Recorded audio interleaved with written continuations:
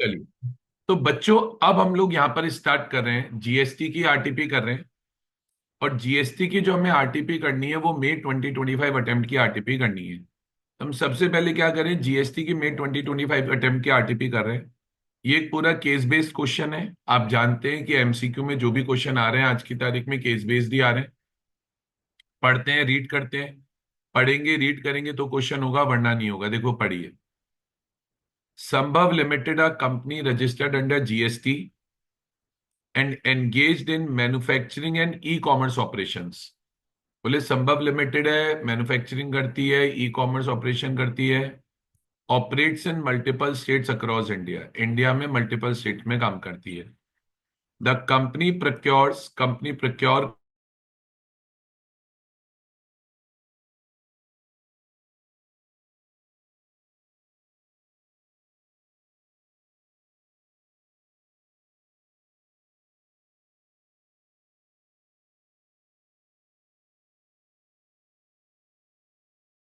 हाँ जी। तो कंपनी प्रोक्योर करती है raw material from various suppliers and supplies finish goods both domestically and internationally. बहुत इजी सा क्वेश्चन है कि भाई संभव लिमिटेड है, ई कॉमर्स का बिजनेस करती है, मल्टीपल स्टेट में उसका बिजनेस है, वो बहुत सारे लोगों से रॉ मटेरियल लेती है और फिनिश गुड भी देती है, डोमेस्टिकली भी देती है और इंटरनेशनली भी देती है। अब वो बोल रहा है it also act as an e commerce operator. बेटा पेपर में जब ई कॉमर्स ऑपरेटर की बातें आए, एक बात अलर्ट हो जाना कि कहीं ना कहीं टीसीएस की बात होगी। मैं फिर बोल रहा हूं, पेपर में अगर इलेक्ट्रॉनिक कॉमर्स ऑपरेटर की बातें आए तो समझ जाना कि कहीं कहीं ना कहीं किसकी बातें होने वाली हैं, टैक्स कलेक्टेड एट सोर्स की। आप जानते हो इलेक्ट्रॉनिक कॉमर्स ऑपरेटर के थ्रू जो गुड सप्लाई किए जाते हैं उस पे इलेक्ट्रॉनिक कॉमर्स ऑपरेटर को क्या कलेक्ट करना होता है, टीसीएस कलेक्ट करना होता है। ठीक है। अब ये बोल रहा है facilitating third party transaction as well as supplying goods and services on its own account through its portal round the clock during the financial review the management of Sambhav limited observe the following. अब थोड़ा सा दिमाग लगा लो। Sir इस पूरे MCQ के अंदर जो ये वाला पैराग्राफ है, इस पैराग्राफ में कोई मीनिंगफुल बात नहीं हुई है। ये पैराग्राफ ने सिर्फ संभव लिमिटेड एक कंपनी है जिसके बारे में बताया है कि वो रॉ मटेरियल खरीदती है, बेचती है, इलेक्ट्रॉनिक कॉमर्स ऑपरेटर का भी बिजनेस है, थर्ड पार्टी ट्रांजैक्शन भी करती है, डोमेस्टिकली भी बेचती है, इंटरनेशनली भी बेचती है। बहुत ज्यादा काम की बात नहीं है। आगे बोल रहा है अब ये काम की बात है, ध्यान से देखना। अब ये काम की बात है, ध्यान से देखना। Company discontinued its operation in state of Assam. Company ने अपने असम में बिजनेस को डिसकंटिन्यू कर दिया 15 दिसंबर को, 15 दिसंबर को। The online application for cancellation of registration was furnished on 5 जनवरी। 5 जनवरी को हमने एप्लीकेशन लगा दी, कंपनी ने एप्लीकेशन लगा दी कि साहब हमारा रजिस्ट्रेशन कैंसिल कर दो। The registration was suspended from the same day, same day पर आपका रजिस्ट्रेशन सस्पेंड भी हो गया, सस्पेंड हो गया है ना। Further the order for cancellation of registration was passed on 2 फरवरी। जो कैंसिलेशन का ऑर्डर आया वो 2 फरवरी को आया, where in the registration was cancelled with effect from 31 January. मतलब जो रजिस्ट्रेशन को कैंसिल करने का ऑर्डर आ रहा है वो तो 2 फेब को आ रहा है, लेकिन जो रजिस्ट्रेशन एक्चुअल में कैंसिल हो रहा है वो 31 जन को हो रहा है। तो देखो दिमाग लगाओ। अपन ने एक कॉन्सेप्ट पढ़ा है फाइनल रिटर्न का, फाइनल रिटर्न का। इस टॉपिक से फाइनल रिटर्न का एक क्वेश्चन एमसीक्यू में पूछा हुआ है। फिर बोल रहा हूं इस टॉपिक से फाइनल रिटर्न का एक क्वेश्चन एमसीक्यू में पूछा हुआ है। वो बोल रहा है बताओ, जहां असम में रजिस्ट्रेशन कैंसिल हो गया वहां पे फाइनल रिटर्न कब भरनी है। तो फाइनल रिटर्न बेटा अपने को भरनी होती है from date of order of cancellation, जिस दिन ऑर्डर ऑफ कैंसिलेशन आया उस दिन से, या डेट ऑफ कैंसिलेशन जिस दिन रजिस्ट्रेशन कैंसिल हुआ उस दिन। इन दोनों डेट में से जो विच एवर इज लेटर आती है उससे 3 मंथ्स में अपने को फाइनल रिटर्न भरनी होती है। फिर बोल रहा हूं फाइनल रिटर्न कब भरनी होती है, जिस दिन या तो एक्चुअल में रजिस्ट्रेशन कैंसिल हो रहा है यानी डेट ऑफ कैंसिलेशन यानी ये वाली डेट, या फिर जिस दिन ऑर्डर ऑफ कैंसिलेशन आया उस दिन। इन दोनों में से विच एवर इज लेटर देखेंगे। तो 31 जन और 2 फेब में विच एवर इज लेटर हो गया 2 फेब। 31 जनवरी और 2 फेब में विच एवर इज लेटर हो गया 2 फेब। तो हमें फाइनल रिटर्न भरनी होगी 2 फेब से 3 मंथ्स में। हमें फाइनल रिटर्न भरनी होगी कब से? 2 फेब से 3 मंथ्स में। तो देखो एक बार क्वेश्चन निकालते हैं। क्वेश्चन नंबर 1 देखेंगे एमसीक्यू का। क्वेश्चन नंबर 1 देखेंगे एमसीक्यू का। क्वेश्चन नंबर 1 क्या है? What is the due date for filing final return in state of Assam? Within 3 months from the 5 January नहीं, गलत है। Within 3 months, within 3 months from 31 January गलत है। Within 3 months from 2 Feb सही है। C option बिल्कुल सही है। लेकिन एक बार डी ऑप्शन भी पढ़ते हैं। With in 3 months from 15 December again गलत है। देखो हमें जो फाइनल रिटर्न भरनी होती है, मैं फिर बोल रहा हूं, प्रोविजन याद करो, फाइनल रिटर्न भरनी होती है जिस दिन रजिस्ट्रेशन कैंसिल होगा। कैंसिल हुआ है 31 जनवरी को, या फिर जिस दिन ऑर्डर ऑफ कैंसिलेशन आएगा वो 2 फेब को आया है, विच एवर इज लेटर से 3 मंथ्स, यानी 2 फेब से 3 मंथ्स। तो इस क्वेश्चन का आंसर हो गया ऑप्शन सी। सबको क्लियर है बेटा ऑप्शन सी? बहुत बढ़िया। क्वेश्चन को आगे बढ़ते हैं। ऑप्शन सी में कोई डाउट हो तो पूछना। चलिए आगे बढ़ते हैं। अब क्वेश्चन का अगला पार्ट क्या बोल रहा है, आगे रीड करते हैं क्वेश्चन को। यहां तक हमने रीड कर लिया अभी क्वेश्चन, यहां तक अभी हमने रीड कर लिया। अब क्वेश्चन बच्चों आगे क्या बोल रहा है हमसे? क्वेश्चन हमें बोल रहा है बेटा एक बात याद है, अपन ने, मैं पहले प्रोविजन याद दिलाता हूं फिर पैराग्राफ पढ़ूंगा। हमने एक प्रोविजन पढ़ा था जीएसटी में। हमने एक प्रोविजन पढ़ा था जीएसटी में। क्या प्रोविजन पढ़ा था हमने जीएसटी में? हमने बेटा जीएसटी में प्रोविजन पढ़ा था कि जो रिसिपिएंट होता है, जो रिसिपिएंट होता है, ठीक है ध्यान से समझना, अगर रिसिपिएंट ने, अगर रिसिपिएंट ने डेट ऑफ इनवॉइस से 180 डेज में सप्लायर को पेमेंट नहीं किया, अगर रिसिपिएंट ने डेट ऑफ इनवॉइस से 180 डेज में सप्लायर को पेमेंट नहीं किया, तो फिर रिसिपिएंट ने जो उस इनवर्ट सप्लाई पर, जो उस इनवर्ट सप्लाई पर आईटीसी अवेल किया होगा, वो आईटीसी आपको रिवर्स करना पड़ता है। वो आईटीसी आपको रिवर्स करना पड़ता है। पर लॉ ये भी बोलता है कि चलो आपने एक बार 180 डेज में पेमेंट नहीं किया तो आपने आईटीसी रिवर्स कर दिया। बट ये लॉ बोलता है कि अगर आपने पेमेंट 180 डेज के बाद कर दिया, तो जब भविष्य में आप पेमेंट कर दोगे तो आईटीसी रीअवेल हो जाएगा।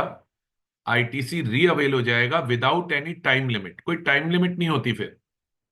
सिंपल रूल है भाई, आपने 180 डेज में पेमेंट नहीं किया, मैं रिसिपिएंट हूं, मैंने आपसे गुड्स खरीदे, मैंने आपसे सर्विसेज ली, मैंने 180 डेज में पेमेंट नहीं किया, तो अगर मैंने 180 डेज में पेमेंट नहीं किया तो मुझे आईटीसी क्या करना पड़ेगा? रिवर्स करना पड़ेगा। मुझे आईटीसी क्या करना पड़ेगा? रिवर्स करना पड़ेगा। लेकिन अगर मैं बाद में 180 डेज के बाद पेमेंट कर देता हूं तो आप आईटीसी को रीअवेल कर सकते हो। और याद रखना रीअवेलमेंट पे कोई मैक्सिमम टाइम लिमिट नहीं है। वैसे तो आप सब जानते हो आईटीसी को आईटीसी अवेल करने का मैक्सिमम टाइम लिमिट होता है अगले साल की 30 नवंबर। जानते हो नहीं जानते? वैसे तो आईटीसी को अवेल करने का टाइम लिमिट क्या होता है? अगले साल की 30 नवंबर। लेकिन जब हमने आईटीसी रिवर्स किया था, क्योंकि हमने 180 डेज में पेमेंट नहीं किया और बाद में हमने 180 डेज के बाद पेमेंट कर दिया, तो आप आईटीसी रीअवेल कर सकते हो। रीअवेलमेंट के ऊपर मैक्सिमम टाइम लिमिट अप्लाई नहीं होगी। इसके ऊपर, रीअवेलमेंट के ऊपर मैक्सिमम टाइम लिमिट अप्लाई नहीं। ठीक है, तो देखो सुनना क्या लिखा है। The company paid an amount of 5 lakh. The company paid an amount of 5 lakh along with tax payable thereon to its supplier Rudraksh Enterprises pursuant to settlement of dispute in December month of current financial year। देखो पढ़ना, company ने पे करे हैं 5 लाख रुद्राक्ष enterprise को। हम पे कर रहे हैं, हम रिसिपिएंट है, हमने दिए हैं, कंपनी ने दिए, हमारी कंपनी ने दिए, हमारी कंपनी का नाम है संभव लिमिटेड, संभव लिमिटेड ने दिए। pursuant to settlement of dispute in December month of current financial year। हमने पेमेंट करंट फाइनेंशियल ईयर में किया है दिसंबर मंथ। वो बोल रहा है company had earlier reverse the ITC. Company ने आईटीसी रिवर्स कर दिया था related to supply receive from Rudraksh. क्यों रिवर्स कर दिया था? क्योंकि आपने पैसा नहीं दिया था, 180 डेज में देना होता, नहीं दिया था। The invoice was issued by Rudraksh in month of September. तो भाई सितंबर तक का जो इनवॉइस था उसका पेमेंट अपन ने 180 डेज में नहीं किया होगा। देखो सितंबर मंथ है, इस साल का नहीं, पिछले साल का। मतलब पिछले साल की सितंबर मंथ की इनवॉइस का पेमेंट हमने नहीं किया, तो 180 डेज तो कब के ही पूरे हो गए थे। तो क्योंकि 180 डेज पूरे हो गए तो आईटीसी रिवर्स कर दिया। लेकिन अब वो बोल रहा है कि कंपनी ने अमाउंट डिस्प्यूट सेटल होने के बाद ये 5 लाख रुपए इस साल दिसंबर में चुका दिए। तो अब बोलो, जब आपने दिसंबर में पैसा चुका दिया तो जो आईटीसी पहले आपने रिवर्स किया था वो आप रीअवेल कर लो। तो अब देखते हैं इसका कौन सा क्वेश्चन आया हुआ है। क्वेश्चन नंबर 2 पढ़िए। अब क्वेश्चन नंबर 2 बोल क्या रहा है? क्वेश्चन नंबर 2 बोल क्या रहा है? रीड कीजिए question number 2। Which of the following statement is correct in relation to the reavailment of input tax credit that had been reversed earlier upon payment of disputed amount by the company to Rudraksh Enterprises। ये बोल रहा है the company, ये बोल रहा है the company could have reavailed the ITC only up to 30 November of financial year. बोले reavail कर सकते थे लेकिन 30 नवंबर तक नहीं, 30 नवंबर तक नहीं। सर रीअवेलमेंट के ऊपर कोई मैक्सिमम टाइम लिमिट नहीं होता है, ध्यान रखिए। बोल रहा है the company could have reavailed ITC only up to 30 November, फिर गलत है। बोल रहा है the company could have reavailed ITC only up to the end of previous financial year, ये भी गलत है। बोल रहा है ITC can be reavailed without any time limit after making the payment of dispute along with tax payable thereon to Rudraksh enterprise. Absolutely correct है। तो बिल्कुल आप आईटीसी रीअवेल कर सकते हो। Correct answer would be option number D. बिल्कुल आप ITC रीअवेल कर सकते हो। सो इस ऑप्शन का correct answer would be option number D. बताइए बच्चों, क्लियर है ये वाला क्वेश्चन? कोई डाउट? बहुत बढ़िया, आगे बढ़ते हैं, अगला सवाल करेंगे। 1 मिनट दीजिए।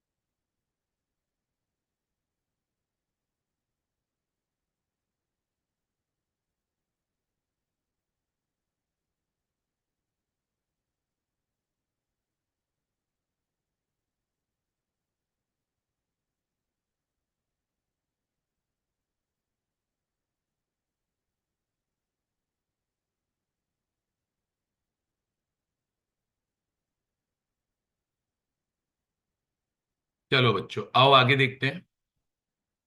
अब अगला क्वेश्चन देखते हैं, अगला पार्ट देखते हैं इसी क्वेश्चन का। अगला पार्ट देखते हैं। अब देखो, ये वाले पार्ट में छोटा सा एक डायग्राम बना के करा दूंगा। प्लीज ध्यान से समझना हो क्या रहा है। प्लीज ध्यान से समझना हो क्या रहा है। समझोगे तो आएगा, वरना नहीं आएगा। ठीक है? बोल क्या रहा है, इधर फोकस करना। वो बोल रहा है, क्वेश्चन बोल रहा है company provided accommodation service to government agency. Company, company कौन है बेटा? कंपनी कौन है बेटा? कंपनी है बेटा संभव। ये बोल रहा है कंपनी ने प्रोवाइड करी यानी संभव ने प्रोवाइड करी। कंपनी ने यानी संभव ने। Company provided accommodation service. अच्छा पहले एक चीज देखो, संभव लिमिटेड है, संभव लिमिटेड ने सर्विस दी है, संभव लिमिटेड कंपनी है, बात ध्यान रखो। अब क्वेश्चन बोल रहा है company provided accommodation service to governmental agency. Company ने गवर्नमेंटल एजेंसी को अकोमोडेशन सर्विस दी है गुजरात। गवर्नमेंटल एजेंसी गुजरात की है, in the state of Gujarat. अब देखो, आपको अगेन यहां पे अलर्ट हो जाना है। कंपनी अकोमोडेशन दे रही है गवर्नमेंट एजेंसी को। गवर्नमेंट एजेंसी है रिसिपिएंट, और गवर्नमेंट एजेंसी है गुजरात की। अब गवर्नमेंट एजेंसी अगर गुजरात की है और गवर्नमेंट एजेंसी को हम अकोमोडेशन सर्विस दे रहे, तो ऑब्वियस सी बात है गवर्नमेंट एजेंसी आपको क्या देगी, पेमेंट देगी। तो जब कोई पेमेंट गवर्नमेंट एजेंसी करती है तो उस पे बात होती है बेटा टीडीएस की। तो the company provided accommodation service to governmental agency of Gujarat in its own hotel located in state of Rajasthan. The accommodation services were provided for the stay of employees of government of agency, वो ठीक है, who had to attend a training program organized by central government. The total amount charged by the company for such service was 20 lakh. अब थोड़ा दिमाग लगाओ। हमने accommodation service दी है, ओन होटल में दी है, जो located in state of Rajasthan है। तो प्लेस ऑफ सप्लाई आपकी हो गई राजस्थान। दिमाग लगाओ, ये पॉइंट कितनी जगह आ गया। अगर अकोमोडेशन सर्विस दी जाती है होटल में, तो प्लेस ऑफ सप्लाई वो मानी जाती है जहां पर होटल लोकेटेड है, जहां पर इमूवेबल प्रॉपर्टी लोकेटेड है। तब यहां पे हमने कहां पे अकोमोडेशन दिया है भैया, हमने अकोमोडेशन दिया है, कंपनी प्रोवाइड कर रही है accommodation service to governmental agency of Gujarat in its hotel located in state of Rajasthan. मतलब कंपनी का खुद का होटल है, और कंपनी खुद के होटल के अंदर अकोमोडेशन सर्विस दे रही है, और अकोमोडेशन सर्विस भी राजस्थान में दी जा रही है, समझो आप। तो भैया अकोमोडेशन सर्विस दे रहे हो आप राजस्थान में, तो प्लेस ऑफ सप्लाई हो गई राजस्थान। अच्छा, अब ये जो रिसिपिएंट, ये जो सप्लायर है, सप्लायर कहाँ का है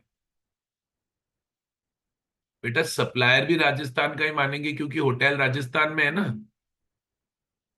तो सप्लायर राजस्थान का है, प्लेस ऑफ सप्लाई राजस्थान की। रिसिपिएंट कहाँ का है, रिसिपिएंट बेटा गुजरात का है। थोड़ा सा अब इसको अपने को समझते हुए चलना पड़ेगा। रिसिपिएंट गुजरात का है।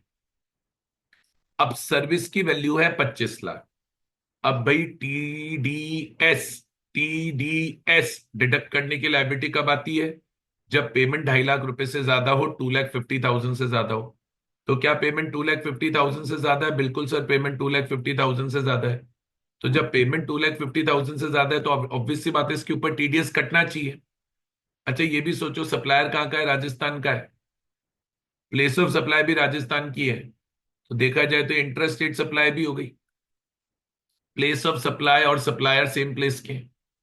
लेकिन अपन ने एक केस पढ़ा था, याद करो, टीडीएस वाले प्रोविजन में, जहां टीडीएस नहीं कटता था।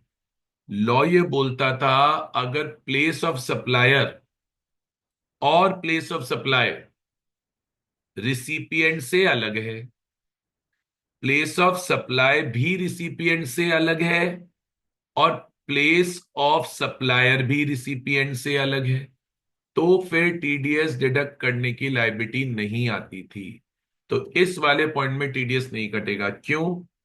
क्योंकि प्लेस ऑफ सप्लाई राजस्थान है, होटल भी राजस्थान में ही है, यानी सप्लायर भी राजस्थान का ही है। प्लेस ऑफ सप्लाई राजस्थान में है, सप्लायर राजस्थान का है, रिसिपिएंट गुजरात का है। यानी कि प्लेस ऑफ सप्लाई और प्लेस ऑफ सप्लायर दोनों रिसिपिएंट से अलग है। लॉ बोला इस केस में हम आपके ऊपर टीडीएस डिडक्ट करने की लायबिलिटी क्रिएट नहीं करेंगे। अब इस वाले पॉइंट में टीडीएस नहीं कटेगा। तो अगर अब अपन थर्ड क्वेश्चन पढ़ते हैं, तो थर्ड क्वेश्चन इसी टॉपिक का है। The amount of tax to be deducted at source under GST law by government agency of Gujarat is. बोले आईजीएसटी कटेगा 25,000 का, रॉन्ग। सीजीएसटी कटेगा, रॉन्ग। आईजीएसटी कटेगा, रॉन्ग। आंसर होगा नील। तो इस क्वेश्चन का बेटा करेक्ट आंसर आ जाएगा ऑप्शन सी, टीडीएस कटेगा ही नहीं। आई होप सबको समझ में आ गया होगा। आई होप सबको समझ में आ गया होगा। आगे क्या लिखा हुआ है, आगे क्या लिखा हुआ है बोर्ड पर देख लो। अब सर अगला पॉइंट समझना ध्यान से, क्वेश्चन का अगला पैराग्राफ पे ध्यान देना।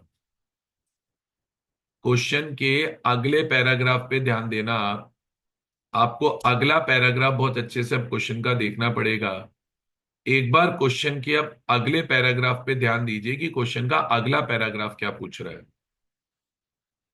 वो बोल रहा है during the month of January Dumdum limited supplied goods worth ₹75 lakh through the company's eco platform.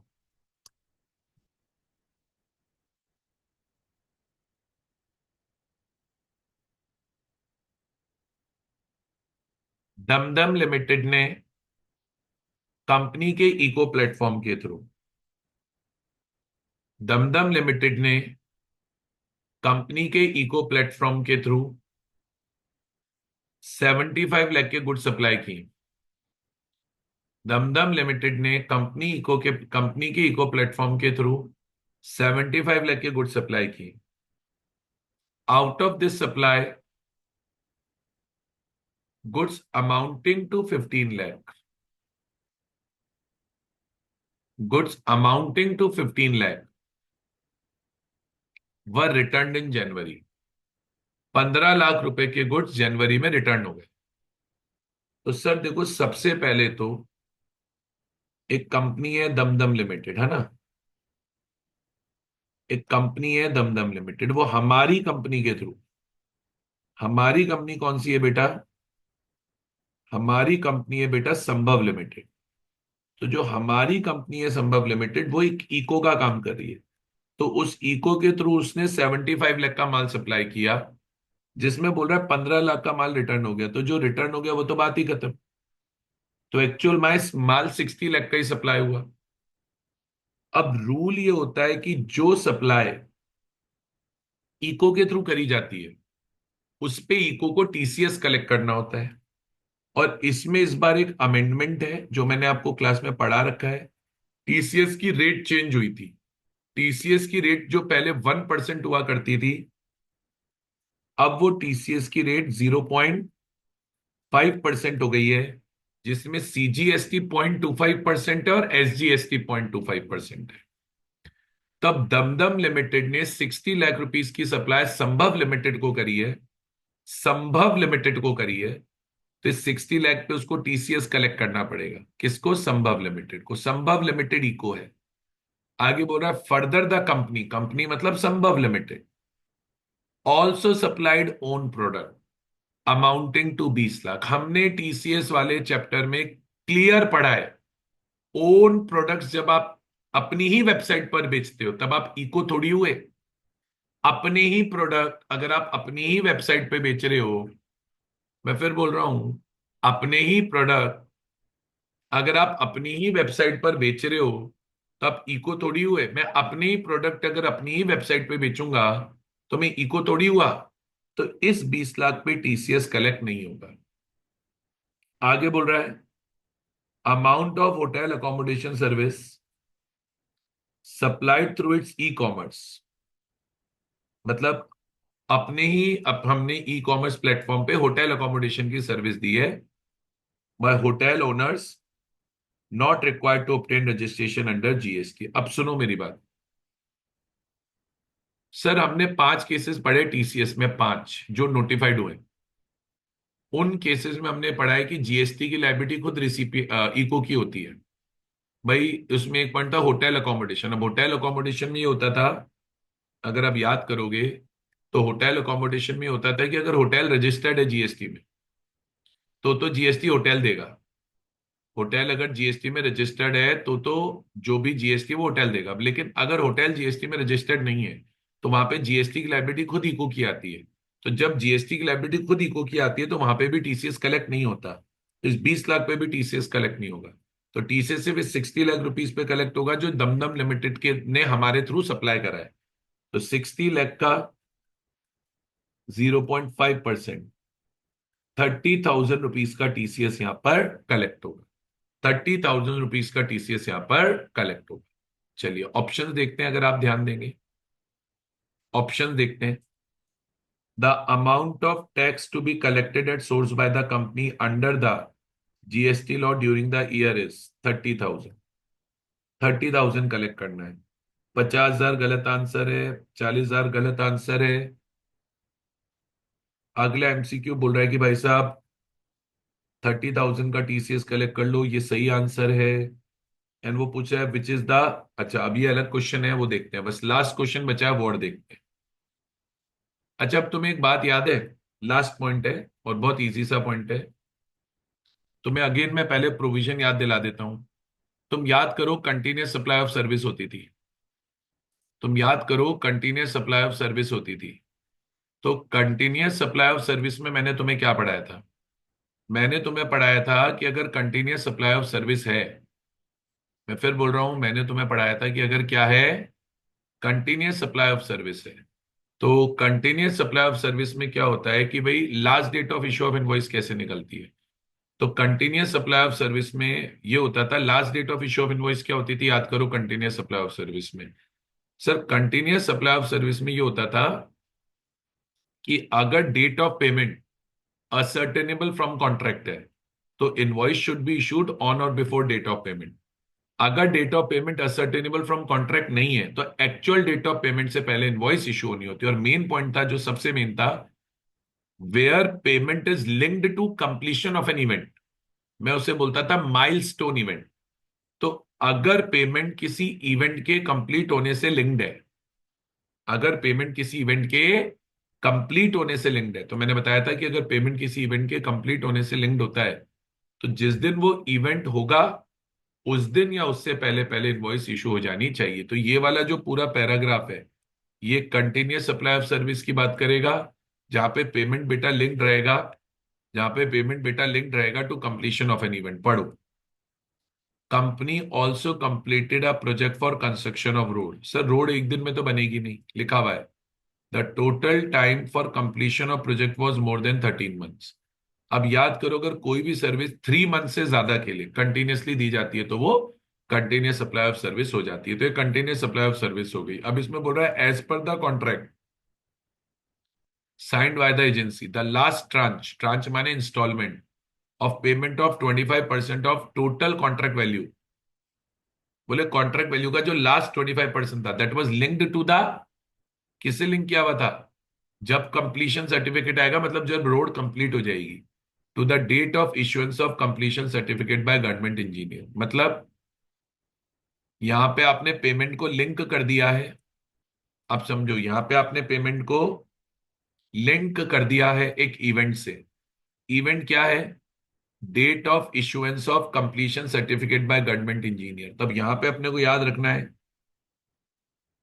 Invoice should be issued on और before, invoice should be issued on और before completion of such event. आपको इनवॉइस देनी पड़ेगी उस event के complete होने से पहले। The completion certificate was issued by engineer on 15 Jan. तो बस इनवॉइस 15 जैन या उससे पहले पहले इशू होनी चाहिए।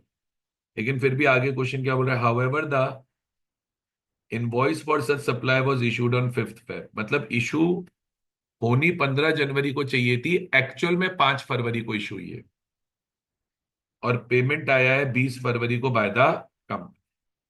ठीक है, तो एक्चुअल में इनवॉइस इशू हुई है 5 फेब को, पेमेंट आया है 20 फेब को। अब देखते हैं क्वेश्चन क्या पूछ रहा है। क्वेश्चन नंबर 5 है लास्ट एमसीक्यू का।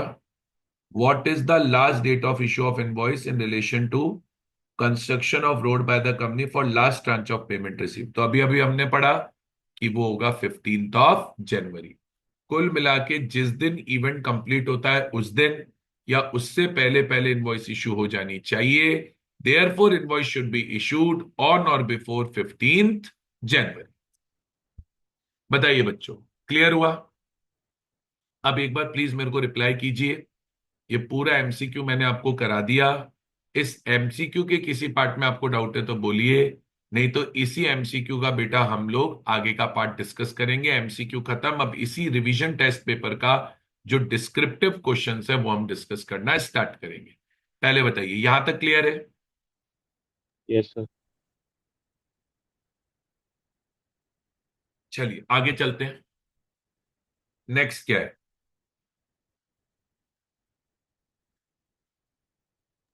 नेक्स्ट पढ़िए।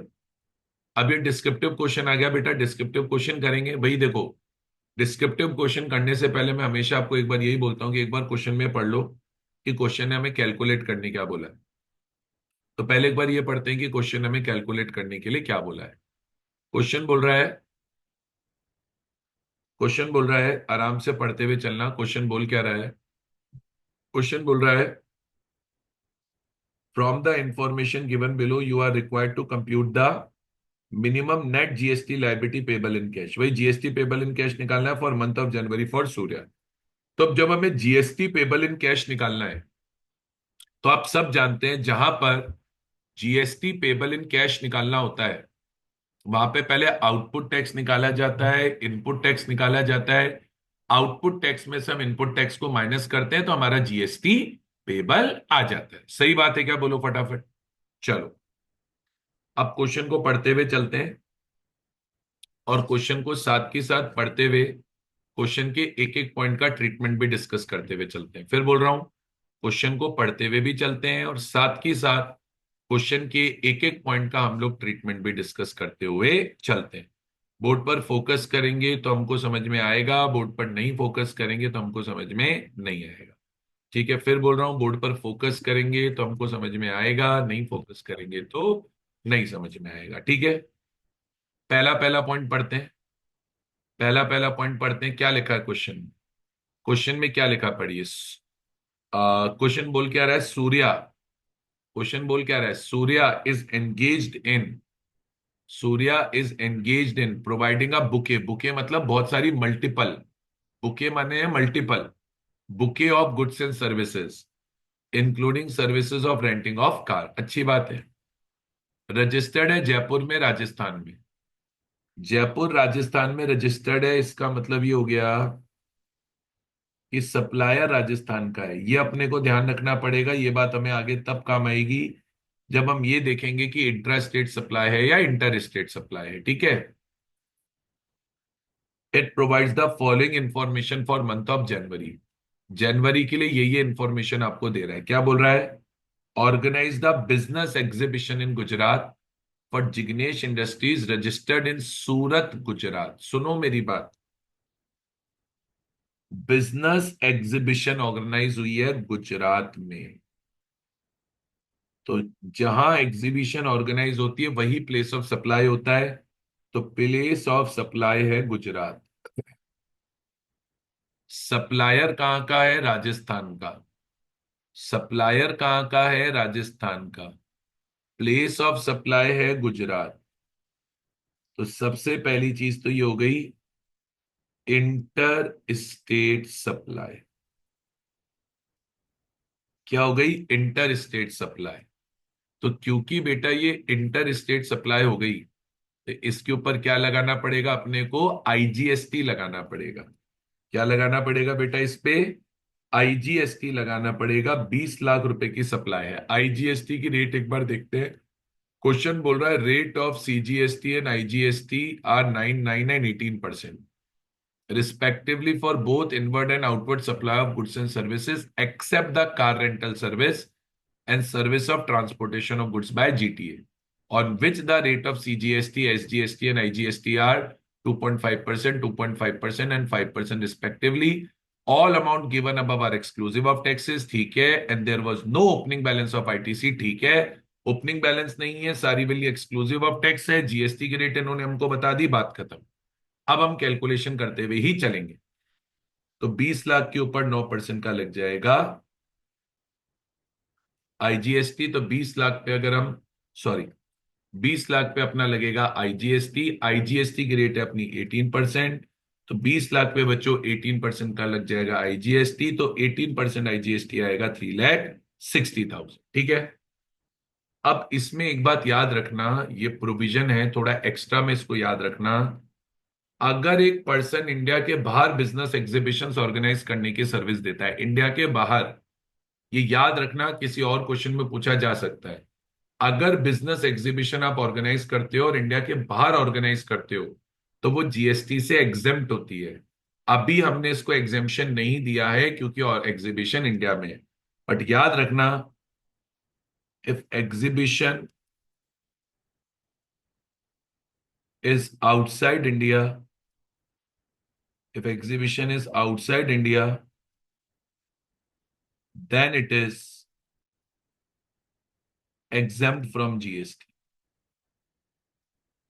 अगर एग्जीबिशन इंडिया के बाहर होगी तो वो जीएसटी से एग्जेम्प्ट होगा, ध्यान रख। आगे बोल रहा है, provided accommodation service to 10 CA students. 10 CA students को हमने अकोमोडेशन सर्विस दी है, originally from outside Rajasthan, in a hotel, in a hostel Surya homes owned by it. Surya homes is located in Jaipur Rajasthan. पहले तो अगेन दिमाग लगाओ, ये इंटर स्टेट सप्लाई बनेगी। इंटर स्टेट सप्लाई कैसे बनेगी, पहले तो ये दिमाग लगाओ। सर इंटर स्टेट सप्लाई ऐसे बनेगी, सप्लायर कहाँ का है? सर इंटर नहीं बनेगी, करेक्शन कर रहा हूं, इंट्रा स्टेट सप्लाई बनेगी। इंट्रा स्टेट सप्लाई कैसे बनेगी, दिमाग लगाओ। सप्लायर है सूर्या होम्स, सप्लायर है सूर्या। सूर्या कहाँ है? राजस्थान में। तो सप्लायर बच्चों राजस्थान का है, अकोमोडेशन सर्विस दे रहे हैं। अकोमोडेशन सर्विस का पता नहीं कितनी बार कहां कहां डिस्कशन हो गया। अकोमोडेशन सर्विस में प्लेस ऑफ सप्लाई वो होती है जहां वो अकोमोडेशन लोकेटेड है।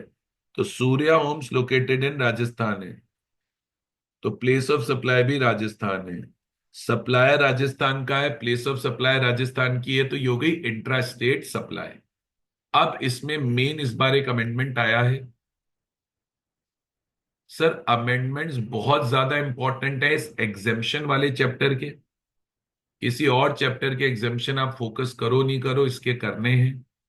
सर रूल ये बना है कि अगर हम अकोमोडेशन सर्विस देते हैं अप टू ₹20,000 पर पर्सन, हम अकोमोडेशन सर्विस देते हैं अप टू रुपीज, मैं पहले अमेंडमेंट याद दिला रहा हूं फिर आगे का पॉइंट पढ़ाऊंगा। अगर हम अकोमोडेशन सर्विस देते हैं जिसकी वैल्यू ₹20,000 पर पर्सन पर मंथ है, एंड अकोमोडेशन सर्विस हम मिनिमम पीरियड 90 डेज के लिए देते हैं, मिनिमम पीरियड 90 डेज के लिए देते हैं, तो वो एग्जेम्प्ट होती है। तो अकोमोडेशन सर्विस अगर up to ₹20,000 per month per person है and for a minimum period of 90 days दी जाती है, तो वो एग्जेम्प्ट होती है। अब पढ़िए क्वेश्चन में क्या लिखा है। क्वेश्चन में लिखा है, हॉस्टल अकोमोडेशन चार्जेस 22,000 पर स्टूडेंट पर मंथ। उसने आपसे चार्ज किए 22,000 पर स्टूडेंट पर मंथ। अगर आपसे 22,000 पर स्टूडेंट पर मंथ चार्ज कर लिए, मतलब अमाउंट 20,000 से मोर है। अब अमाउंट 20,000 पर मंथ से मोर है, तो आपको एग्जेम्पशन तो मिलने वाली नहीं है। और as per agreement minimum period of stay was 4 month. चलो 4 मंथ है तो 90 डेज से ज्यादा तो हो रहा है, लेकिन रूल ये था एग्जेम्प्ट कब होती थी कि एक तो आपका जो चार्जेस है वो अप टू 20,000 हो और 90 डेज मिनिमम हो। तो अब चार्जेस ही यहाँ तो 22,000 है, तो ये क्या हो गया बेटा? टैक्सेबल हो गया। अब ये क्योंकि टैक्सेबल हो गया, तो इस पे आपको लगानी पड़ेगी क्या? सीजीएसटी और एसजीएसटी, क्योंकि इंट्रा स्टेट सप्लाई है। तो अब देखो दिमाग लगाओ, 2,20,000 का 9% कर लो, 2,20,000 का 9% कर लो। अगर आप 2,20,000 का 9% करोगे तो 19,800 रुपये आएगा। 19,800 रुपये आएगा। तो 19,800 रुपये की सीजीएसटी हो जाएगी और 19,800 रुपये की एसजीएसटी हो जाएगी। आई होप समझ गए होंगे ये वाला पॉइंट आप लोग। चलिए, तो फर्स्ट पॉइंट का ट्रीटमेंट हो गया, सेकंड पॉइंट का ट्रीटमेंट हो गया। अब थर्ड पॉइंट भी बहुत अच्छा है, ये भी एग्जामिशन का, और ये मैंने आपको एग्जामिशन में ऑलरेडी ये वाला पॉइंट इंपॉर्टेंट मार्क कराया हुआ है। बोल रहा है performed Carnatic music to promote a brand of readymade garments Rigley garments, registered in Udaipur Rajasthan. देखो आप पहले तो हमेशा वही चेक करो कि सप्लाई इंट्रा है इंटर है क्या है। हमने परफॉर्म करी है कार्नेटिक म्यूजिक, हमने परफॉर्म करा है कार्नेटिक म्यूजिक, ठीक है। और कार्नेटिक म्यूजिक अपन ने परफॉर्म करा है, कार्नेटिक म्यूजिक अपन ने परफॉर्म करा है, कहां पर परफॉर्म करा है? कार्नेटिक म्यूजिक अपन ने परफॉर्म करा है इन उदयपुर राजस्थान। तो अब सर ध्यान से सुनना, जो परफॉर्मेंसेस की जाती हैं, जो क्या की जाती हैं परफॉर्मेंस। सुजल ये क्या कर रहे हो बेटा आप स्क्रीन पे? इसको हटाइए प्लीज आप। तो लॉ ये बोल रहा है, लॉ ये बोल रहा है कि भैया आपने यहां पर क्या करिए, परफॉर्म करा है कार्नेटिक म्यूजिक, और रजिस्टर्ड बंदे के लिए परफॉर्म करा है। तो रजिस्टर्ड बंदे के लिए अगर आप परफॉर्म कर रहे हो, तो जो प्लेस ऑफ सप्लाई है वो लोकेशन ऑफ रिसिपिएंट देखी जाती है। Place of supply location of recipient देखी जाती है। तो रिसिपिएंट कौन है? रिगली गारमेंट्स है। तो लोकेशन ऑफ रिसिपिएंट हो गई राजस्थान, और सप्लायर तो सूर्या है ही, सप्लायर तो सूर्या है ही, तो सप्लायर भी राजस्थान का है, सप्लायर भी राजस्थान का है, रिसिपिएंट भी राजस्थान का है। तो अगेन ही हो गई इंट्रा स्टेट, इंट्रा स्टेट हो गई तो उस पे लगेगा सीजीएसटी और एसजीएसटी। अब एक मेन दिमाग इसमें लगाना है, हमने पढ़ा था एग्जेम्पशंस में, याद करना, अगर क्लासिकल म्यूजिक या डांस परफॉर्मेंस हम देते हैं और उसके लिए जो कंसिडरेशन हम चार्ज करते हैं वो 1,50,000 रुपीज है, उससे कम है, यानी 1.5 लाख रुपए से ज्यादा चार्ज नहीं करते हैं पर परफॉर्मेंस, तो वो जीएसटी से एग्जेम्प्ट होती है। लेकिन इसमें एक रूल था कि अगर यही सर्विस अब अगर आप एज अ ब्रांड एम्बेसडर दोगे तो इररिस्पेक्टिव ऑफ अमाउंट हम आपको एग्जेम्पशन नहीं देंगे। तब यहां पे हम जो सर्विस दे रहे हैं वो ब्रांड को प्रमोट करने के लिए दे रहे हैं, ब्रांड को प्रमोट करने के लिए दे रहे हैं, यानी हम ब्रांड एम्बेसडर हो गए, ब्रांड एम्बेसडर हो गए तो एग्जेम्पशन मिलेगा नहीं। तो अगेन इस पे लगेगी सीजीएसटी और एसजीएसटी। अमाउंट है 1,45,000, 1,45,000 का हम कर लेंगे 9%, तो वो आएगा बेटा 13,050। तो 13,050 की सीजीएसटी और 13,050 की इस ट्रांजेक्शन पे एसजीएसटी लेवी कर दी जाएगी। आई थिंक थर्ड पॉइंट का ट्रीटमेंट भी आपको क्लियर हुआ होगा। आगे आइए, फोर्थ पॉइंट क्या बोल रहा है? फोर्थ पॉइंट को रीड कीजिए। फोर्थ पॉइंट बोल रहा है हमने क्या दी है, बोले इंट्रा स्टेट सर्विस दी है, provided as a business correspondent to Manmani bank. एक बैंक है उसको दी है, ठीक है, एक बैंक है उसको दी है, मनी मानी बैंक है, उसको बिजनेस करस्पॉन्डेंट की सर्विस दी है with respect to accounts in its Jaipur city branch, Jaipur city branch. अब अगेन ये एग्जेम्पशन वाला पॉइंट है। देखो अगेन इसमें दो तीन पॉइंट एक साथ लगते हैं, अगेन इसमें दो तीन पॉइंट एक साथ लगते हैं। पहला पॉइंट तो ये लगता है कि अगर बिजनेस कॉरेस्पॉन्डेंट की सर्विस बैंकिंग कंपनी को दी जाती है with respect two branches in rural area, with respect two branches in rural area, तो वो एग्जाम्प्ट होती है। अब यहां पे तो आपने जो सर्विस दी है वो जयपुर सिटी ब्रांच को दी है, यानी आपने सर्विस रूरल एरिया में तो नहीं दी है सर।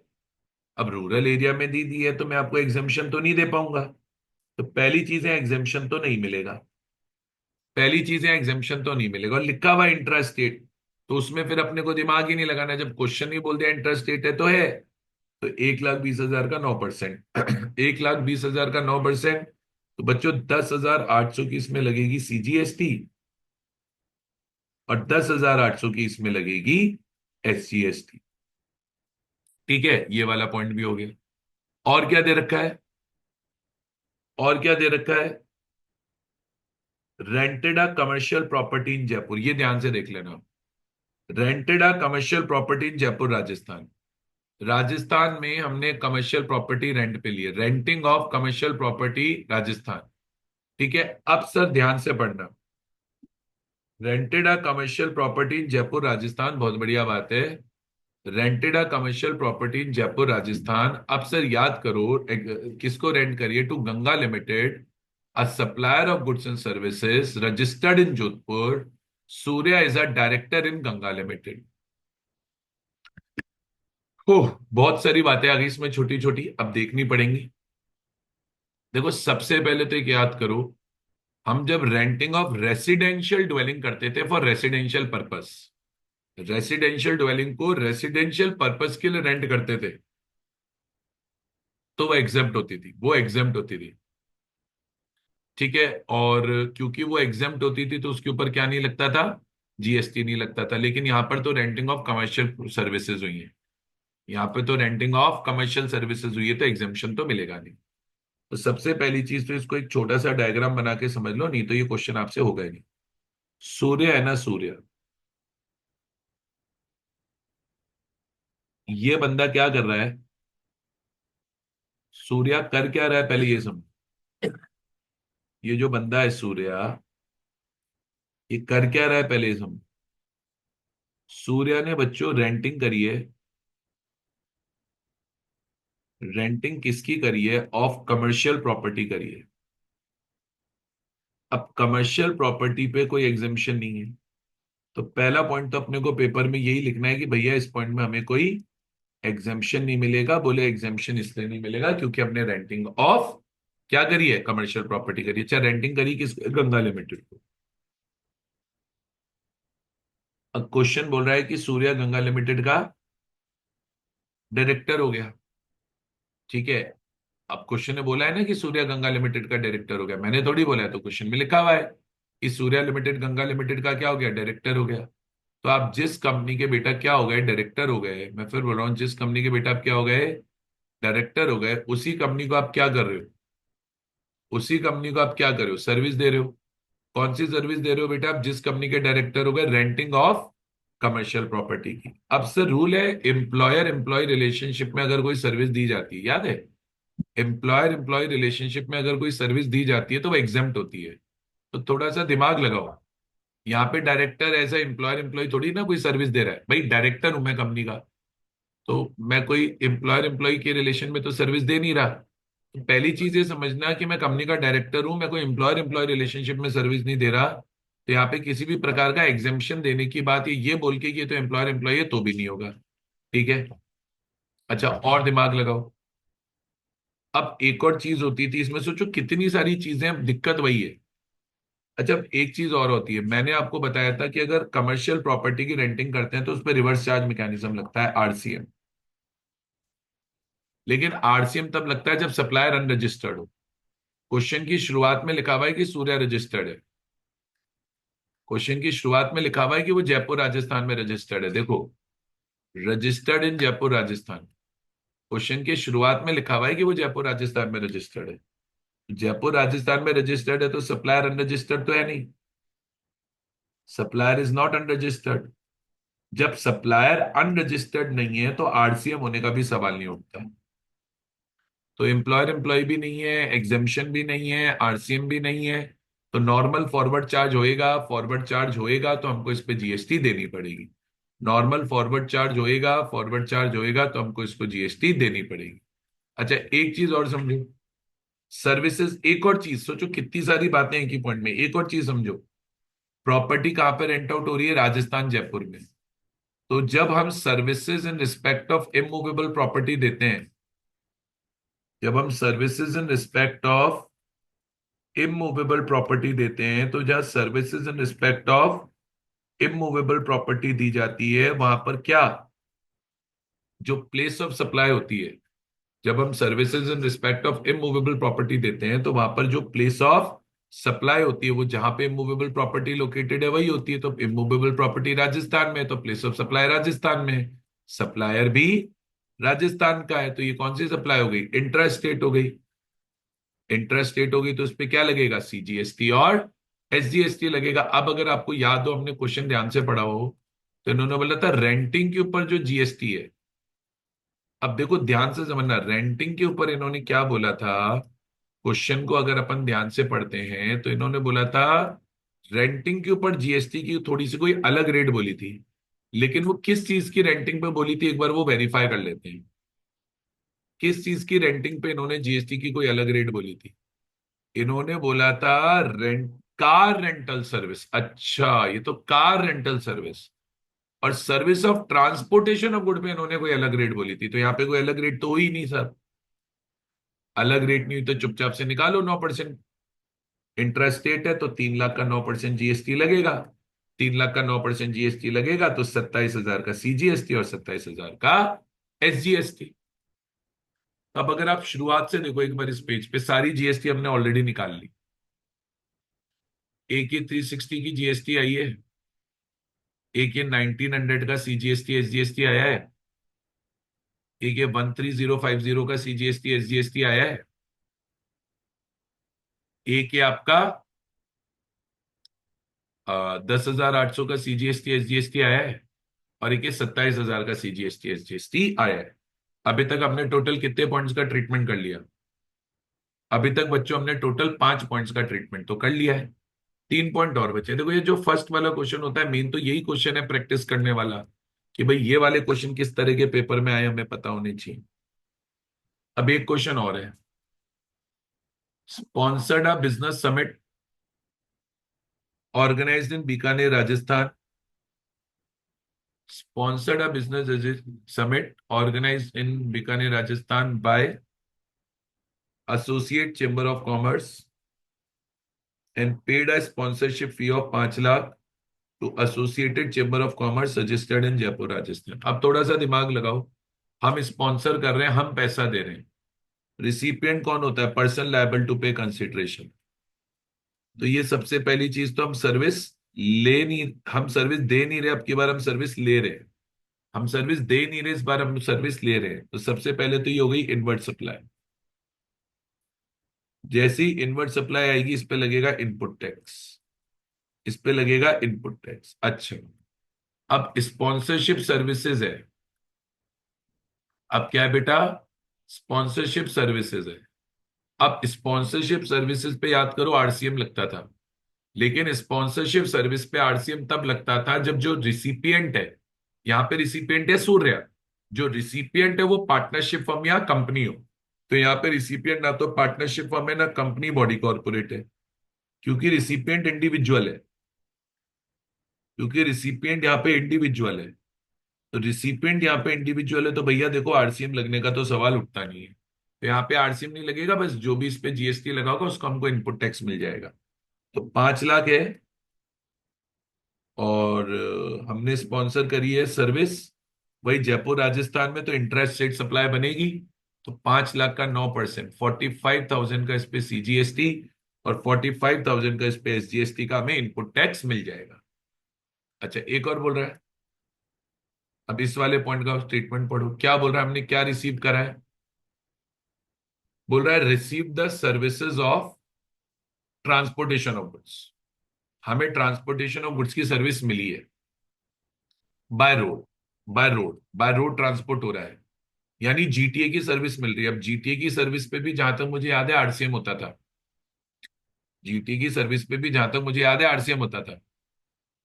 अब हमने जो जीटीए की सर्विस ली है फ्रॉम सिंधु ट्रांसपोर्टर्स ली है, N unregistered goods transport agency of Rajasthan. अब याद करो, ध्यान से समझना, कई सारी बातें इसमें छोटी छोटी जब आपको दिमाग लगानी पड़ेगी। सबसे पहले तो ये सोचो कि हमने सर्विसेज ली है of transportation of goods from unregistered GTA. Unregistered GTA, unregistered GTA से ट्रांसपोर्टेशन ऑफ सर्विसेज ली है, ठीक है, ट्रांसपोर्टेशन की सर्विस ली है। अब क्योंकि आप ट्रांसपोर्टेशन की सर्विस ले रहे हो, अब देखो इसमें याद करो जीटीए में बहुत सारे पॉइंट्स थे, अगर आप नहीं दिमाग लगाओगे तो दिक्कत आएगी। जीटीए का एक चार्ट बना हुआ है आपकी कॉपी में, अगर आपको चाहिए तो वो चार्ट खोल लो, अगर आपको ये पॉइंट का ट्रीटमेंट सही करना है, वरना आपसे इस पॉइंट का ट्रीटमेंट सही होगा नहीं। देखो, सबसे पहले तो जीटी की सर्विस में ये होता था, आपने को ये देखना होता था कि जो रिसिपिएंट है, जो रिसिपिएंट है वो स्पेसिफाइड रिसिपिएंट है या नॉन स्पेसिफाइड रिसिपिएंट। अपने को क्या देखना होता था कि सबसे पहले तो रिसिपिएंट स्पेसिफाइड है या नॉन स्पेसिफाइड है। अगर रिसिपिएंट नॉन स्पेसिफाइड होता था तो एग्जेम्प्ट ही हो जाता था। अब स्पेसिफाइड रिसिपिएंट में एक बंदा आता था जो जीएसटी में रजिस्टर्ड हो। अब जो ये सूर्या है, सूर्या है, सूर्या ही तो रिसिपिएंट है यार, या सूर्या जीएसटी में रजिस्टर्ड है। देखो अपने मन में एक डायग्राम बनाओ इसका। एक जीटीए है जो सर्विस दे रहा है सूर्या को, और सूर्या खुद जीएसटी में रजिस्टर्ड है। सूर्या खुद जीएसटी में रजिस्टर्ड है तो एग्जेम्पशन तो नहीं मिलेगी, नो एग्जेम्पशन, क्योंकि सूर्या स्पेसिफाइड रिसिपिएंट हो गया। अब आगे का रूल ये था कि अगर मान लो स्पेसिफाइड रिसिपिएंट है तो अब सप्लायर के पास, जीटीए सप्लायर है, तो जीटीए के पास ऑप्शन होता था कि वो फॉरवर्ड चार्ज में जाना चाहता है, रिवर्स चार्ज। मान लो जीटीए फॉरवर्ड चार्ज में जाना चाहता होता था, तो जीटीए को अगर फॉरवर्ड चार्ज में जाना होता था तो पहली कंडीशन थी कि वो रजिस्टर्ड होना चाहिए। क्वेश्चन में लिखा हुआ है जीटीए अनरजिस्टर्ड है। अब जीटीए अनरजिस्टर्ड है तो फॉरवर्ड चार्ज में तो जा नहीं सकता, तो बाय डिफॉल्ट इस ट्रांजेक्शन पे लगेगा रिवर्स चार्ज मैकेनिज्म। क्या लगेगा? Reverse charge mechanism. अच्छा, ट्रांसपोर्टेशन ऑफ गुड्स हो रहा है, ट्रांसपोर्टेशन ऑफ गुड्स हो रहा है by road from Sindhu enterprises and unregistered goods transport agency of Gujarat. एक चीज और समझ लो, सप्लायर कहाँ का है? गुजरात का, क्योंकि सिंधु एंटरप्राइजेस, सॉरी राजस्थान का, क्योंकि सिंधु एंटरप्राइजेस राजस्थान की है। तो अब जब गुड्स ट्रांसपोर्ट होते हैं तो प्लेस ऑफ सप्लाई देखी जाती है लोकेशन ऑफ रिसिपिएंट। जब गुड्स ट्रांसपोर्ट होते हैं तो प्लेस ऑफ सप्लाई दी देखी जाती है लोकेशन ऑफ रिसिपिएंट। तो लोकेशन, रिसिपिएंट है सूर्या, सूर्या भी है राजस्थान का, तो ये हो गई इंट्रा स्टेट सप्लाई। तो इंट्रा स्टेट सप्लाई पे इस पे जीएसटी लग, और क्वेश्चन में क्लियर लिखा है कि ट्रांसपोर्टेशन ऑफ गुड्स पे सीजीएसटी 2.5 और एसजीएसटी 2.5 लगाना है। तो हम 2.5 लाख का 2.5% कर लेते हैं। 2.5 लाख का 2.5% करोगे तो 5,000 रुपये आएगा। ये 5,000 रुपये हमारे को इनपुट टैक्स भी मिलेगा, इस 5,000 का हमें इनपुट टैक्स भी मिलेगा, और इसका जीएसटी भी हमें ही जमा कराना है। फिर बोल रहा हूं, इस 5,000 रुपये का हमें इनपुट टैक्स मिलेगा और इसका जीएसटी भी हमें ही जमा कराना है। बताओ, आती है बात समझ में? नहीं आती? बोलिए यस और नो। चलो आगे चलते हैं। Taken cars on rental basis, गाड़ी ली है रेंटल बेसिस पे, from Ajay limited registered in Jodhpur Rajasthan. गाड़ी लिए किराए पे, अगेन पहली चीज तो इनपुट सर्विस है, सारी इनपुट सर्विस आ रही है। ये 6 पॉइंट भी इनपुट का था, 7 भी इनपुट का है, 8 भी इनपुट का है। गाड़ी ली हमने रेंटल बेसिस पे। अब एक सिंपल सी चीज समझ लो, जब आप कार रेंटल सर्विस होती है, अगेन वो आरसीएम में आती है। अब देखो, याद करो, कार रेंटल में आरसीएम तब होता था जब रिसिपिएंट बॉडी कॉर्पोरेट होती थी, जब रिसिपिएंट बॉडी कॉर्पोरेट होता था। अभी देखो समझो, यहां पे जो रिसिपिएंट है वो सूर्य है, वो बॉडी कॉर्पोरेट नहीं, और जो सप्लायर है वो जो है अजय लिमिटेड है, और अजय लिमिटेड बॉडी कॉर्पोरेट है। तो चलो, सप्लायर तो बॉडी कॉर्पोरेट है, अजय लिमिटेड यानी कंपनी हो गई ना यार। यार अजय लिमिटेड कंपनी होगा मतलब अजय लिमिटेड बॉडी कॉर्पोरेट है। अब कार रेंटल सर्विस में क्या होता था, आरसीएम कब लगता था? आरसीएम लगाने के लिए बेटा याद करो, जो रिसिपिएंट होता था वो बॉडी कॉर्पोरेट होना चाहिए था। यहाँ पे रिसिपिएंट बॉडी कॉर्पोरेट नहीं है, सप्लायर बॉडी कॉर्पोरेट है। तो यहाँ पे आरसीएम नहीं लगेगा, बस टैक्सेबल है, बस टैक्सेबल है। नॉर्मल जीएसटी लगाओ और उस पे इनपुट टैक्स लो, नॉर्मल जीएसटी लगाओ उस पे इनपुट टैक्स लो, और कुछ भी नहीं होगा इसमें। तो 1.5 लाख रुपए का वही, वापस से इसके ऊपर कार रेंटल पे 2.5% की जीएसटी रेट इन्होंने दे रखी है। 1.5 लाख रुपए का 2.5% हो जाएगा बेटा 3,750 की सीजीएसटी, 3,750 की एसजीएसटी। तो इसका आपको इनपुट टैक्स मिल जाएगा। अब ये पूरे क्वेश्चन का मैंने आउटपुट टैक्स निकलवा दिया, पूरे क्वेश्चन का मैंने इनपुट टैक्स निकलवा दिया। आउटपुट निकालो, टोटल करो, इनपुट निकालो, टोटल करो, आउटपुट में से इनपुट को माइनस करो, जीएसटी पेबल निकल कर आ जाएगा। बोलिए बच्चों, क्लियर है? फटाफट बोलिए। ठीक है, तो फटाफट से इस क्वेश्चन को कर लेते हैं एक बार। सबसे पहले बेटा एक स्टेटमेंट बना के इनपुट टैक्स निकाल लेते हैं। सबसे पहले बेटा एक स्टेटमेंट बना के क्या निकाल लेते हैं? इनपुट टैक्स निकाल लेते हैं। इसी तरीके से करते हैं अपन तो सारे क्वेश्चन। और हर पॉइंट का डिस्क्रिप्शन या तो स्टेटमेंट में लिख दो, या फिर स्टेटमेंट में नहीं लिखते हो तो कोई बात नहीं है। स्टेटमेंट में नहीं लिखते हो तो कोई बात नहीं है। हर पॉइंट का जो डिस्क्रिप्शन है, हर पॉइंट का जो डिस्क्रिप्शन है वो आप स्टेटमेंट में मत लिखो, मुझे चलेगा। आप वर्किंग नोट बना के लिख दो। अब इनपुट टैक्स में हमारे पास क्या क्या अवेलेबल है? इनपुट टैक्स में लास्ट के 3 पॉइंट है, 6, 7, 8। सिक्स वाले में स्पॉन्सरशिप था, आरसीएम हुआ नहीं था, 45,000 का टैक्स लगा था, और 45,000 का ही सीजीएसटी और 45,000 का ही एससीएसटी, ये रहा।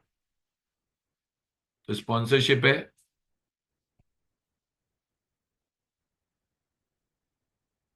45,000 का सीजीएसटी है, 45,000 का एचजीएसटी है, आईजीएसटी है नहीं। अगला पॉइंट आया ये वाला, इसमें भी आरसीएम था। आरसीएम तो चलो बाद में देखेंगे था, बट आरसीएम था इसमें, याद करो। और 5,000 का अपने को सीजीएसटी और एसजीएसटी का इनपुट टैक्स मिलना है। किसमें? Transportation of goods by road. तो जीटीए सर्विस ले लेता हूं मैं तो। जीटीए सर्विसेज हो गई। तो 5,000 ये हो गया, 5,000 ये हो गया, ये डैश हो गया। और इस पे आरसीएम भी अपने को ध्यान रखना है। और एक बेटा ये वाला पॉइंट हो गया, कार रेंटल। अगेन इस पे आरसीएम तो आया नहीं था, और सीजीएसटी आई थी 3,750 की। तो अगला पॉइंट कार रेंटल हो गया, 3,750 की सीजीएसटी, 3,750 की एसजीएसटी और डैश। ऐसे करके अपना यहां पर आ गया बेटा टोटल इनपुट। यहां पर अपना आ गया बेटा टोटल इनपुट की। भैया ये देख लो कि एक बार बंदे को इनपुट कितना अवेलेबल है। तो अभी आईजीएसटी को तो इनपुट आया ही नहीं, इसका आ गया, तो इसका टोटल हो गया 5,3,750। इसका टोटल भी 5,3,750, और आईजीएसटी है नहीं। अब आउटपुट टैक्स निकाल लेते हैं। आउटपुट में से इनपुट माइनस कर देंगे, जीएसटी पेबल आ जाएगा। और जो जीएसटी पेबल आएगा उसके अंदर एंड में क्या करेंगे बेटा, कोई बताएगा? जो जीएसटी पेबल आएगा उसके एंड में क्या करना होगा? कोई बता सकता है तो बताओ। जो जीएसटी पेबल आएगा उसके एंड में क्या करोगे? आरसीएम ऐड कर आरसीएम देंगे। का टैक्स आरसीएम ऐड ऐड कर करेंगे, देंगे। बिल्कुल ठीक बोल रहे हो, आरसीएम ऐड करेंगे। एक कॉलम पर्टिकुलर्स का बनाया, सीजीएसटी का बनाया, एसजीएसटी का बनाया, और एक कॉलम मैंने आईजीएसटी का बनाया। ठीक है। अब हमने आउटपुट टैक्स भी सारे निकाले हुए ही हैं। पढ़ते वक्त ही पूरा क्वेश्चन हमने क्या करा है, एनालाइज करा है। तब अगर अपन क्वेश्चन की बात करें तो पहले तो बिजनेस एग्जीबिशन पे आईजीएसटी लगा था 360 का। तो बिजनेस एग्जीबिशन का आईजीएसटी लिख लेते हैं। तो बिजनेस एग्जीबिशन पे आईजीएसटी लगा था 3,60,000 का। और क्या बोल रहा है? बिजनेस एग्जीबिशन के बाद सीए वाली सर्विसेज थी, जो अकोमोडेशन सर्विस 10 सीए स्टूडेंट्स को दी थी। उस पे 19,800 का देखो साफ साफ यहाँ लिखा हुआ है, सीजीएसटी और एसजीएसटी लगा। तो अकोमोडेशन सर्विस आ गई स्टूडेंट्स की, अकोमोडेशन सर्विस आ गई स्टूडेंट की। इसमें 19,800 और 19,800 का सीजीएसटी और एसजीएसटी था, आईजीएसटी नहीं था।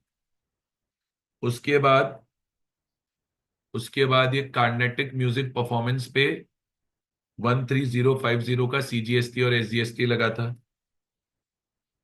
13,050 का सीजीएसटी और एसजीएसटी लगा था, किस पे?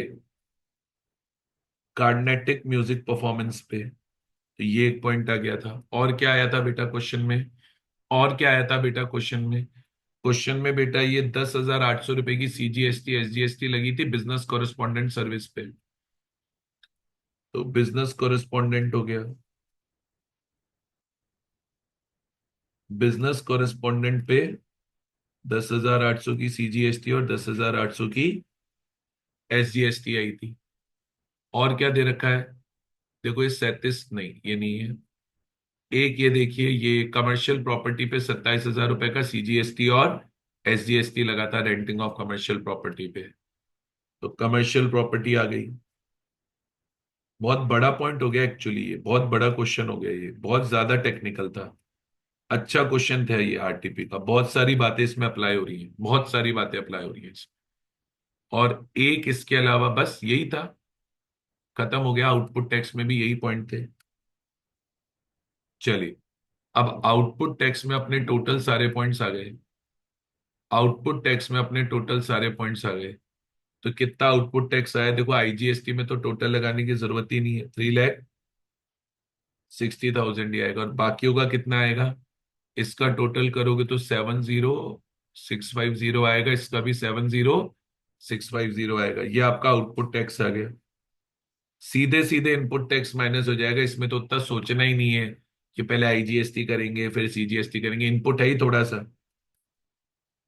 Minus input tax 53750, 53750। और IGST का तो इनपुट तक नहीं है हमारे पास। हाँ, हाँ भैया, इसका एक बार आप डिफरेंस अब मेरे को करके बताओ कितना आ रहा है। इसका डिफरेंस करके बताओ। 16,900। 16,900 और 16,900। और ये तो 3,60,000 आना ही है, इसमें तो कोई दिमाग लगाना ही नहीं। प्लस इसमें अपने को क्या करना है? Tax on RCM। RCM किसके ऊपर आया था बेटा? GTA सर्विस पे आया था 5,000 रुपए का। 5,000 ये ऐड होंगे, 5,000 ये ऐड होंगे और ये डैश। फाइनली टैक्स पेबल आएगा इन कैश 21,900, 21,900 एंड 3,60,000। ये बच्चों क्वेश्चन बताइए। कोई डाउट हो तो पूछ सकते हो, नहीं तो खत्म करें। फिर बोल रहा हूं, कोई डाउट है तो पूछ सकते हो, नहीं तो खत्म करें। जल्दी बताओ, 2 मिनट चाहिए तो सोल्यूशन को देख लो, फिर अपन आगे चालू करते हैं।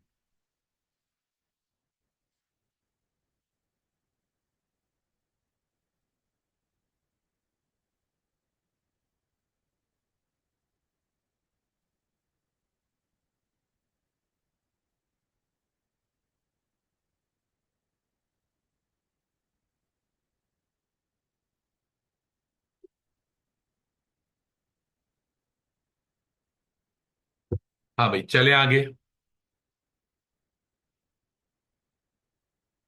आगे चलें, आगे चलते हैं। अब देखो, अब कुछ कुछ थ्योरी क्वेश्चंस हैं करंट RTP के, 7th और 8th। उसके बाद एक 9th, थोड़ा सा प्रैक्टिकल टाइप है, बहुत ज्यादा नहीं। और उसके बाद एक छोटा सा 10th क्वेश्चन है। तो आइए वन बाय वन ट्राई करते हैं, फटाफट हो जाएंगे, कोई दिक्कत नहीं है। पहले 7th क्वेश्चन देख लो। अच्छा, पिछले पेज से स्टार्ट हो रहा है 7th क्वेश्चन। पहले 7th क्वेश्चन देखो। क्वेश्चन बोल क्या रही है ये समझो। सर आपको याद है, इस बार एक अगेन रिटर्न वाले चैप्टर में अमेंडमेंट आया है कि भाई जो GSTR 1 होती है उसकी अमेंडेड रिटर्न आप GSTR 1A में फाइल कर सकते हो। याद है नहीं याद है? पढ़ा हुआ, जल्दी बोलो बेटा। Yes sir. चलिए, तो एक बार ये क्वेश्चन पढ़ते हैं। इस क्वेश्चन को पूरे को पढ़ के एनालाइज करते हैं कि भाई क्वेश्चन हमसे चाह क्या रहा है। फिर बोल रहा हूँ, एक बार क्वेश्चन पढ़ते हैं और क्वेश्चन को पढ़ के एनालाइज करते हैं कि भाई आखिरकार ये क्वेश्चन हमसे चाह क्या रहा है। क्वेश्चन बोल रहा है, मेहुल एंटरप्राइजेस। मेहुल एंटरप्राइजेस करके कंपनी है जो रजिस्टर्ड है। जो क्या है बेटा? क्वेश्चन बोल रहा है रजिस्टर्ड है। किसके अंदर रजिस्टर्ड है?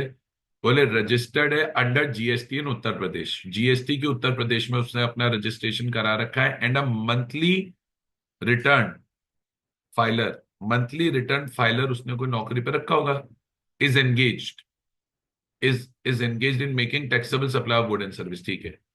अब वो बोल रहा है furnish the details of outward supplies. उसने बोले आउटवर्ड सप्लाईज की डिटेल फर्निश कर दी। अब थोड़ा दिमाग लगाओ यहीं पर। आउटवर्ड सप्लाईज की रिटर्न अगर फर्निश होती है तो हम सब जानते हैं कि भाई, हालांकि क्वेश्चन में लिखा हुआ है, बट हमें तो वैसे भी पता होना चाहिए कि भाई रिटर्न ऑफ आउटवर्ड सप्लाईज कौन से फॉर्म में फाइल होती है। रिटर्न ऑफ आउटवर्ड सप्लाईज बेटा फाइल होती है फॉर्म जीएसटीआर 1A में। रिटर्न ऑफ आउटवर्ड सप्लाई कहाँ फाइल होती है बेटा? फॉर्म जीएसटीआर 1A में ही तो फाइल होती है या नहीं होती है? बोलो यार, होती है ना। For the month of January, January month की उसने फाइल कर दी 11 फरवरी पे। पहले मुझे बताओ, GSTR 1 with in time limit file हुई है या GSTR 1 with in time limit नहीं फाइल हुई है? बोलो बेटा, GSTR 1 with in time limit file हुई है या विद इन टाइम लिमिट नहीं फाइल हुई है? मेरे हिसाब से तो with in time limit file हुई है, याद करो। वैसे तो जीएसटीआर 1 कब फाइल करनी होती थी? अगले महीने की 10 तारीख को, अगले महीने की 10 तारीख को। बट अब एक होता था ना कि अगर आपको क्यूआरएमपी स्कीम लगती थी, आप क्यूआरएमपी स्कीम लेते थे या नहीं लेते थे। अगर क्यूआरएमपी स्कीम नहीं लेते थे तो जीएसटीआर 1 अगले महीने की, सॉरी, अगले क्वार्टर की 13 तारीख को फाइल होती थी। लेते थे तो अगले महीने की 11 तारीख को फाइल होती थी। एक दिन का फर्क होता था, याद है क्या? बोलो बेटा। Yes sir. ऐसे नहीं काम चलेगा ये थ्योरी वाले क्वेश्चंस में। प्रैक्टिकल तो हो गया, थ्योरी में आपको बताना पड़ेगा। हाउएवर ऑन 14 फेब को क्या हुआ? जो अकाउंटेंट था, और however on 14 Feb the accountant of Mehul enterprise, जो मेहुल एंटरप्राइज है उसी का अकाउंटेंट की बात हो रही है कि बोले the however the accountant of Mehul enterprises notice that one invoice issue to Vaishali trader. हमने कोई मेहुल एंटरप्राइज के अकाउंटेंट ने नोटिस किया कि हमने कोई इनवॉइस किसको दी होगी? वैशाली ट्रेडर्स को दी होगी, जो गुजरात में रजिस्टर्ड है। चलो ठीक है, वो तो अच्छी बात है। For for supply of goods value 1 lakh, और वही जीएसटी की रेट 18%। अब आगे क्या बोल रहा है? Pertaining to January has been inadvertently. Inadvertently का मतलब होता है बाय मिस्टेक। इनएडवर्टेंटली का मतलब क्या होता है बेटा? By mistake. बोले गलती से ऐसा हो गया कि वो इनवॉइस मिस हो गई, हमने रिटर्न में ही नहीं दिखाई होगी। Was miss to be declared in form GSTR 1। बोले जीएसटीआर 1 में उसको हम दिखाना भूल गए। कहाँ दिखाना भूल गए भाई? बोले जीएसटीआर 1 में हम दिखाना भूल गए। चलो भाई, भूल गए नहीं भूल गए। तो अब वो आगे क्या बोल रहा है? ही हैज अप्रोच्ड यू, वो आपके पास आया for advice before furnishing form GSTR 3B for the settlement. You are required to briefly discuss whether Mehul Enterprises can amend the details of outward supply furnished in form GSTR 1 of January if such amendment is permitted and details of form GSTR 1 are amended, whether the details of said invoice will be available in form GSTR 2B of Vaishali Traders for month of Jan। देखो, दो तीन बातें पूछ रहा है।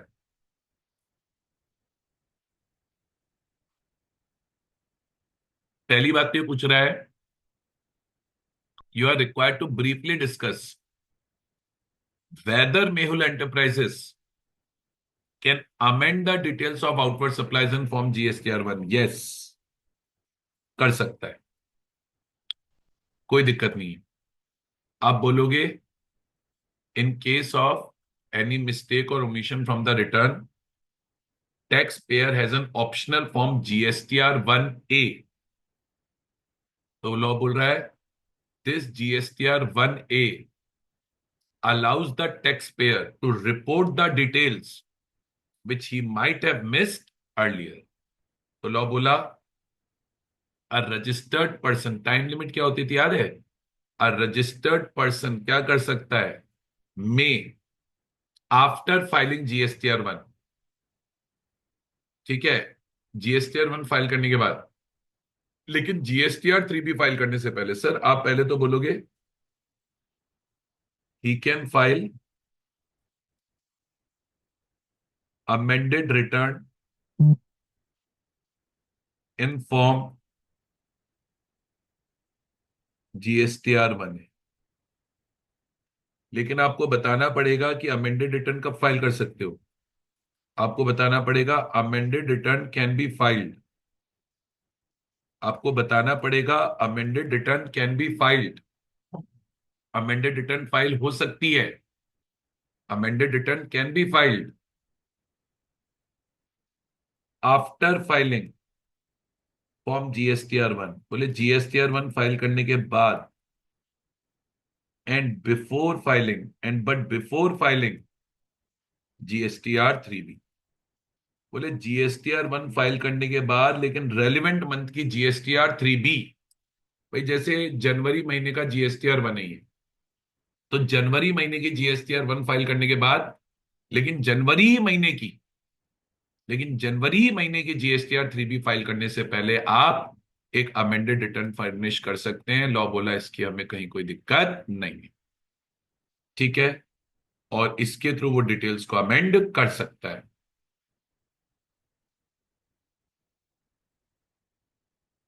अच्छा, एक part और है,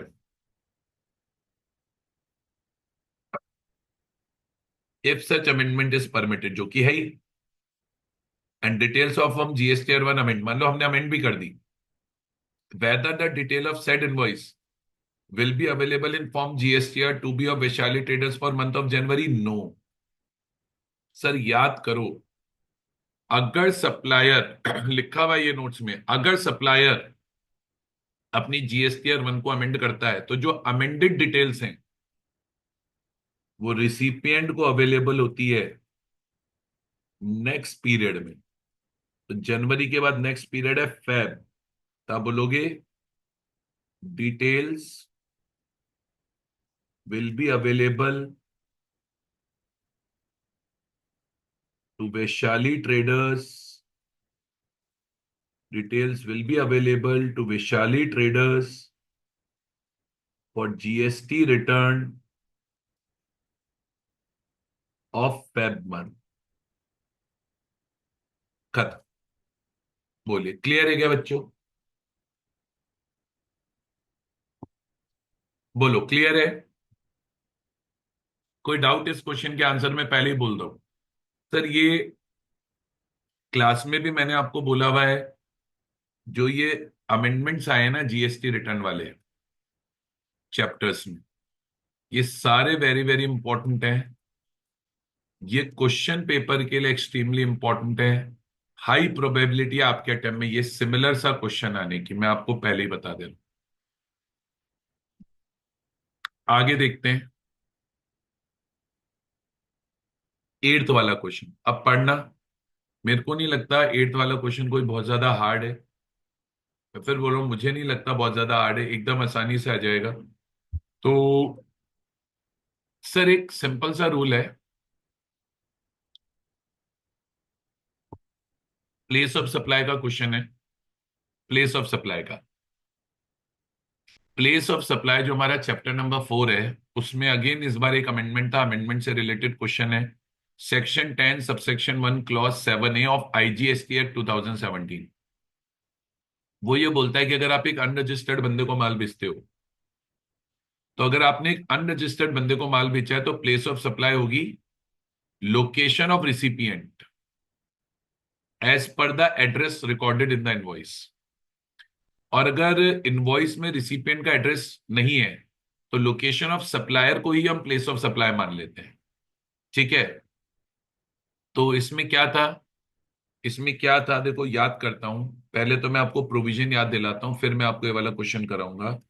लॉ ये बोलता था, लॉ ये बोलता था कि where goods are supplied to, goods are supplied to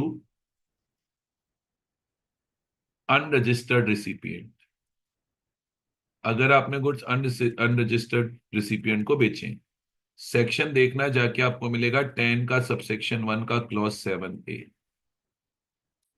अगर आप अनरजिस्टर्ड रिसिपिएंट को माल बेचते हैं तो प्लेस ऑफ सप्लाई क्या मानेंगे? बोले प्लेस ऑफ सप्लाई मानेंगे जो location of recipient recorded in invoice है।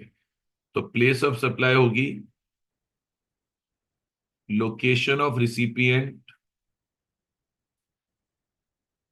Location of recipient recorded in invoice. और अगर रिसिपिएंट की लोकेशन इनवॉइस में नहीं रिकॉर्डेड होती थी तो हम देखते थे लोकेशन ऑफ सप्लायर और उसी को प्लेस ऑफ सप्लाई मानते थे। ठीक है, अच्छा यहां तक क्लियर है। तो अब उसमें एक सर्कुलर भी आया था, उसमें ये बोलता था कि अगर address of delivery of goods, जिस एड्रेस पे गुड्स डिलीवर हो रहे हैं और जो बिलिंग एड्रेस है, वो अलग अलग है। तो हम जो प्लेस ऑफ सप्लाई मानेंगे वो एड्रेस ऑफ डिलीवरी को मानेंगे। इन्होंने बोलता था कि भाई इनवॉइस के अंदर मान लो एक तो आपने बिलिंग एड्रेस दिखाया, मान लो बिलिंग एड्रेस तो है गुजरात का, मान लो आपने बिलिंग एड्रेस तो दिखाया गुजरात का, बिलिंग एड्रेस तो आपने गुजरात का दिखा दिया कि हाँ भाई बिलिंग एड्रेस तो गुजरात है, लेकिन एक्चुअल में जो डिलीवरी ऑफ गुड्स हो रही है मान लो वो कहीं और हो रही है, महाराष्ट्र में हो रही है। तो इन्होंने एक और क्लैरिफिकेशन दिया था, in cases where goods involving supply of goods to an unregistered person, अगर आप अनरजिस्टर्ड बंदे को माल बेचते हो तो where the address of delivery of goods is different from the billing address, then place of supply will be address of delivery. ये ध्यान रखना है, ठीक है।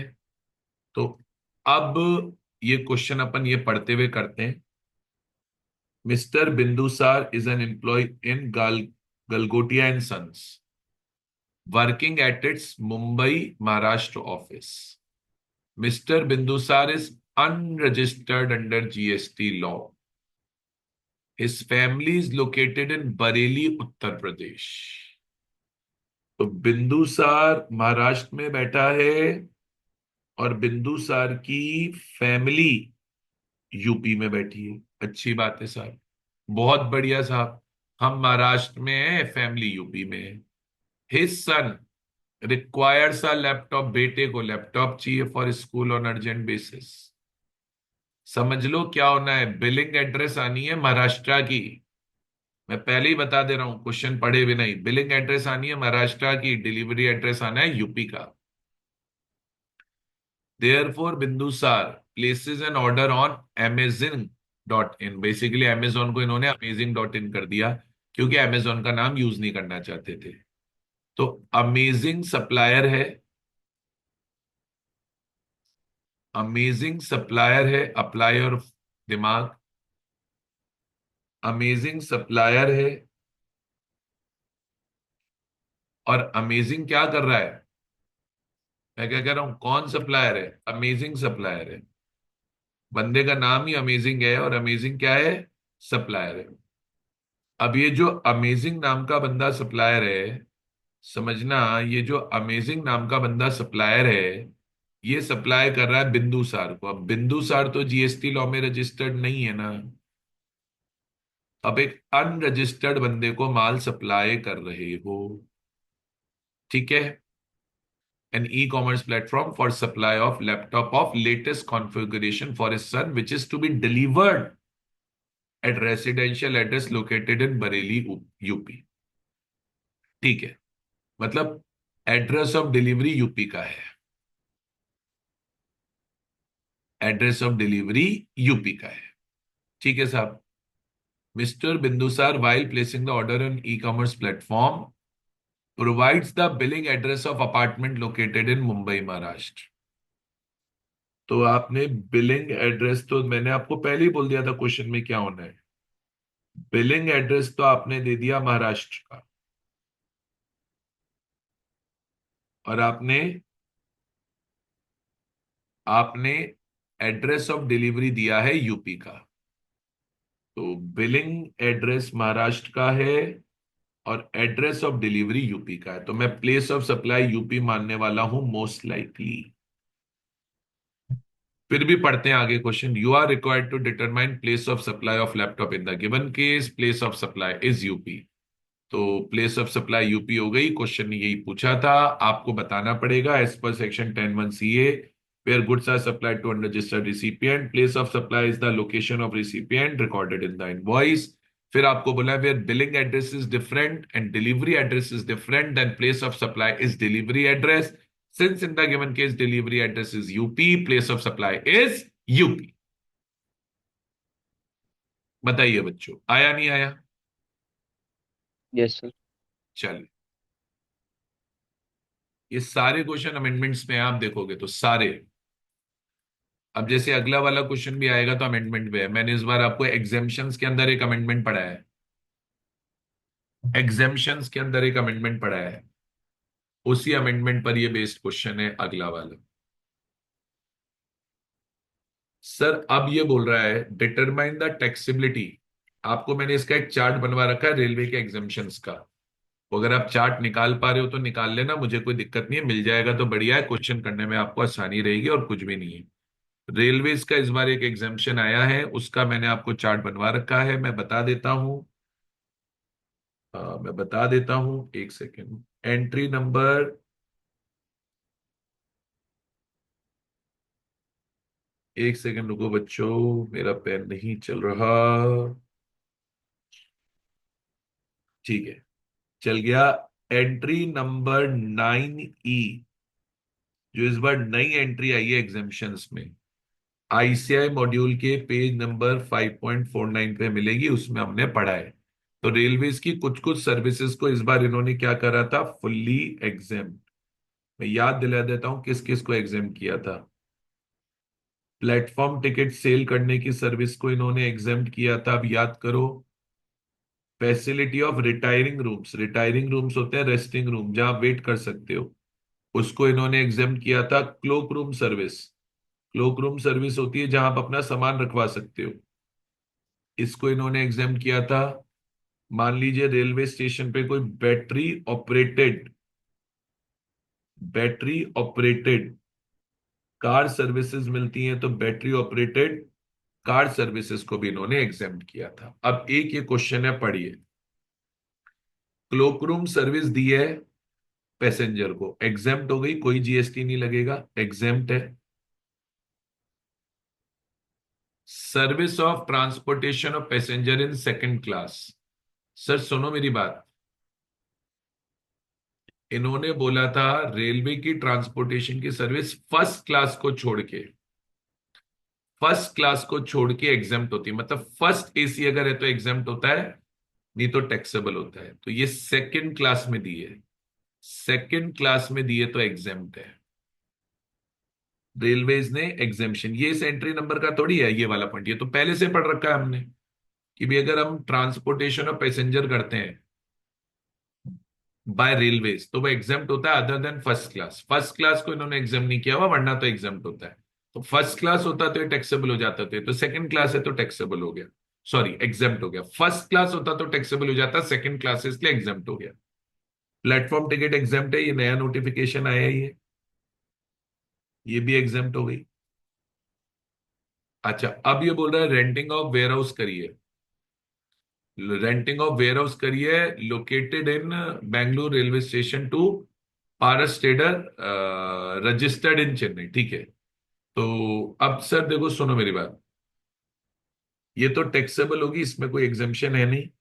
रेंटिंग ऑफ वेयर हाउस कर रहे हैं located in Bengaluru station, Paras trader को, रजिस्टर्ड बंदे को आपने करा है, आपने सप्लाई रजिस्टर्ड बंदे को करी है, टैक्सेबल है, कोई दिक्कत नहीं है। और आप सिंपल इसको टैक्सेबल करोगे, इसमें कोई डाउट ही नहीं है, कोई एग्जेम्पशन इस तरह का नहीं है। एक बोल रहा है services of transportation of passenger in air condition coaches. Sir exemption नहीं मिलता फर्स्ट एसी का और एयर कंडीशन कोचेस का, तो एयर कंडीशन कोचेस में भी कोई एग्जेम्पशन नहीं है, फुल्ली टैक्सेबल है। ये भी टैक्सेबल हो गया, तो ये 1.5 lakh taxable, 10 lakh taxable. Cloak room exempt है, सेकंड क्लास एग्जेम्प्ट है, प्लेटफॉर्म एग्जेम्प्ट है। और भी होगा शायद एक पॉइंट इसमें, देखते हैं। हाँ, 2 पॉइंट और है अभी तो, एक पॉइंट और है। Services of transportation of relief material, relief material का ट्रांसपोर्टेशन अगर बाय रेलवेज होता है तो अगेन ये एग्जेम्प्ट होता है। याद करो, कुछ मटेरियल अपन ने पढ़े थे जो रेलवेज के थ्रू ट्रांसपोर्ट होते हैं तो एग्जेम्प्ट होते हैं, उसमें से एक था रिलीफ मटेरियल का ट्रांसपोर्टेशन, तो ये भी एग्जेम्प्ट है, ये भी टैक्सेबल नहीं होगा। और एक है services of transportation of organic manure. Organic manure का ट्रांसपोर्टेशन भी आप जाके देख लेना, उस लिस्ट में है जो एग्जेम्प्ट होती है, तो ये भी एग्जेम्प्ट है। तो दो टैक्सेबल हो गई, बाकी सब एग्जेम्प्ट हो गई। इजी सा क्वेश्चन था, कुछ भी नहीं है। लास्ट क्वेश्चन करेंगे, लास्ट क्वेश्चन करेंगे। कौन से अटेम्प्ट की आरटीपी का बेटा? लास्ट क्वेश्चन करेंगे बेटा मई 2025 की आरटीपी का of GST. Mr Iday has obtained a voluntary registration under GST law in the state of Madhya Pradesh in January. Voluntary registration लिया है, ध्यान रखना। अच्छा, अब इसमें एक रूल होता है, आराम से पढ़ते हुए चलो। इस बंदे ने क्या करा है? वॉलेंट्री रजिस्ट्रेशन करा है। तो अब जीएसटी में एक रूल होता था कि अगर एक बंदा जीएसटी में वॉलेंट्री रजिस्ट्रेशन कराता था और वॉलेंट्री रजिस्ट्रेशन कराने के बाद भी डेट ऑफ रजिस्ट्रेशन से 6 महीने तक बिजनेस चालू नहीं करता था, तो his registration was liable to be cancelled. फिर बोल रहा हूं, आगे बढ़ो। But has not commence operation till month of September. तो जैन, फेब, मार्च, अप्रैल, मई, जून, जुलाई, अगस्त, सितंबर, 9 महीने हो गए हैं इसने बिजनेस चालू नहीं करा है। In October proper officer issues a show cause notice to him for cancellation of registration. अब उसके पास शो कॉज नोटिस आ गया कि भाई तेरा रजिस्ट्रेशन कैंसिल करेंगे। उसके पास क्या आ गया? शो कॉज नोटिस आ गया कि भाई तेरा रजिस्ट्रेशन तो हम क्या करेंगे? कैंसिल करेंगे। चलो बढ़िया है, आगे आ गया, क्या करोगे? अब कोई उपाय तो है नहीं। शो कॉज नोटिस आ गया कि भाई हम तेरा रजिस्ट्रेशन कैंसिल करेंगे, अच्छी बात है। अब you are required to examine whether the action taken by proper officer is justified in law. Question पूछ रहा है कि बताओ भैया, प्रॉपर ऑफिसर का एक्शन जस्टिफाइड इन लॉ है कि? यस जस्टिफाइड है, बिल्कुल यस जस्टिफाइड। क्या आंसर लिखोगे आप? लिखोगे सेक्शन नंबर याद हो तो सेक्शन 29 है, नहीं याद हो तो मत लिखना। आप लिखना एज पर section 29 of CGST Act 2017, where a person having applied for voluntary registration fails to commence business within 6 months, fails to commence business within 6 months, then his registration is liable to be cancelled। तो बोले तो उसका registration हम cancel कर देंगे। बहुत बढ़िया बात है। अच्छा, और क्या पूछ रहा है question? Also list other circumstances when the proper officer can cancel the registration under 29(2)। Sir 29(2) वाले केसेस पूछ रहा है। 29(2) में वो केसेस आते थे जहां पर पीओ आपका रजिस्ट्रेशन कैंसिल करता था, आप एप्लीकेशन नहीं लगाते थे, पीओ खुद से करता था। तो अब उसमें बहुत सारे केसेस थे। आप कॉम्पोजिशन स्कीम में रजिस्टर्ड हैं, आपने अपनी रिटर्न नहीं भरी 3 महीने की, कोई बंदा अपनी रिटर्न 6 महीने तक नहीं भरेगा, रजिस्ट्रेशन कैंसिल हो जाता था। आप क्यूआरएमपी स्कीम में आपने 6 महीने तक अपनी रिटर्न नहीं भरी, वॉलेंट्री रजिस्ट्रेशन कराया था, 6 महीने तक बिजनेस चालू नहीं किया, आपने रजिस्ट्रेशन फ्रॉड करके लिया था, विलफुल मिस स्टेटमेंट करके लिया था, सेपरेशन ऑफ फैक्ट करके लिया था, आप अपनी डिक्लेयर्ड प्लेस ऑफ बिजनेस से बिजनेस नहीं कर रहे हो, एटसेट्रा। बहुत सारे केसेस थे बेटा जहां पर रजिस्ट्रेशन कैंसिल होता था। तो according to the weightage in exam आपको वो केसेस बताने पड़ेंगे। ये बेटा अपनी आरटीपी खत्म होती है। मैं फिर बोल रहा हूं, कौन से अटेम्प्ट की आरटीपी अपन ने सॉल्व करी? With MCQ. मेन एमसीक्यू होते हैं, क्योंकि एमसीक्यू का सजेस्टेड आंसर पता नहीं ऐसे क्यों नहीं प्रोवाइड करती है, करना चाहिए उनको प्रोवाइड, पर नहीं करती है। तो मेन एमसीक्यू कर लेना हमेशा इंपॉर्टेंट होता है। मई 2025 अटेम्प्ट की आरटीपी ऑफ जीएसटी हमने यहां पर फिनिश कर दी है।